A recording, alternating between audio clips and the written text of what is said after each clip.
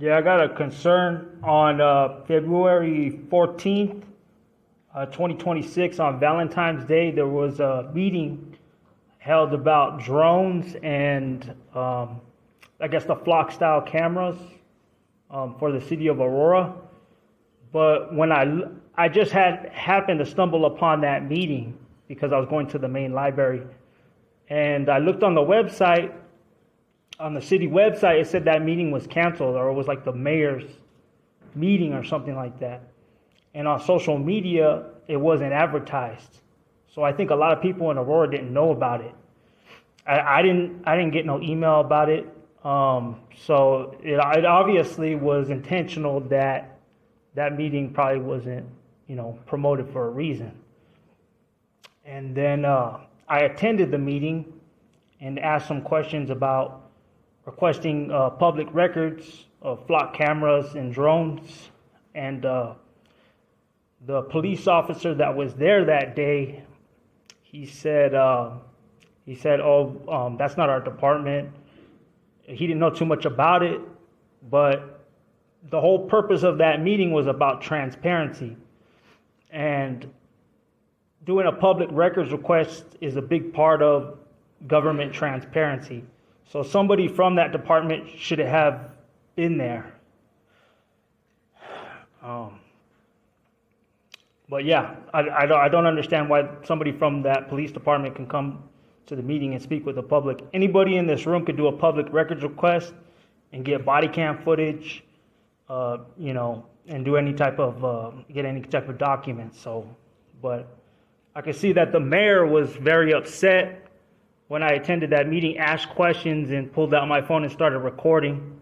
And I seen you take a picture of me, so I don't think that was. I think you were pretty upset about me recording that meeting because there was nobody from the city that was recording that meeting, and it wasn't posted on YouTube.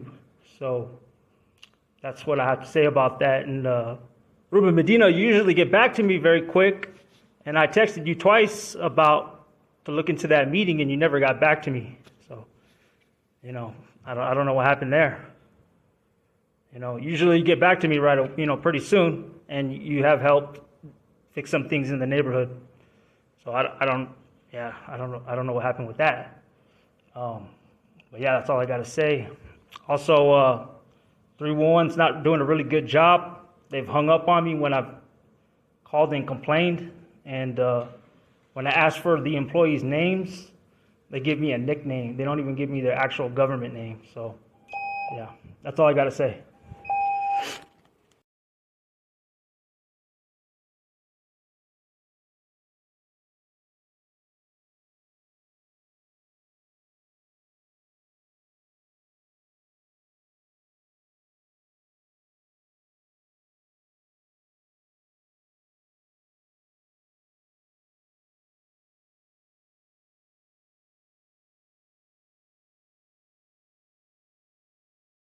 Residents, city council members, and some community organizations are firing back tonight at the mayor over flock cameras in the city. Yeah, this after Mayor Johnston decided to extend the contract with the license plate reader company without city council approval. At a very fiery town hall tonight, many calling for his arrest. Fox 31's Talia Cunningham following the fallout here, new at 9. Talia. Well, guys, it was fiery to say the least. Many claiming that Johnston made a quiet backdoor deal with Flock to extend the city's contract despite not having a city council vote or any public input. Tonight's meeting was very heated and came with what you would say a lot of passion. Listen. We got the power. We got the power. What kind of power? People power.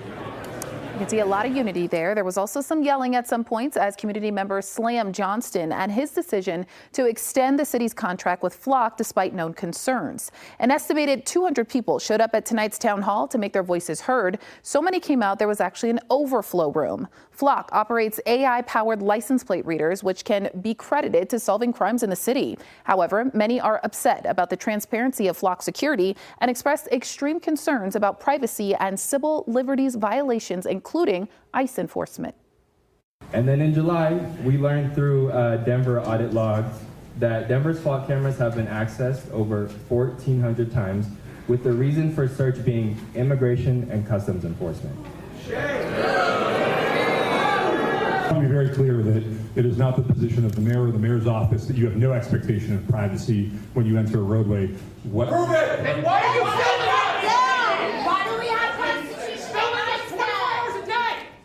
And that was a representative from the mayor's office who couldn't get a word in there. Today, Johnston announced that he extended the flock contract for 5 more months with no cost. However, there are some new safeguards that is being put in place. One of those is a requirement that flock must pay $100,000 for data collected in the city that is shared with any federal agencies. Next, specific research terms. There will be no searches permitted that relate to immigration or reproductive health care, specifically abortion, and conducting audits of all searches of flock data to prevent potential bad actors from gaining access to your information. Now, Mayor Mike Johnson stating in part, "I've made clear to Flock's leadership that I expect total transparency and that anything less will result in an end with our relationship." It's also important to note tonight that this is Mayor Mike Johnson's first time, and it's not extending the contract.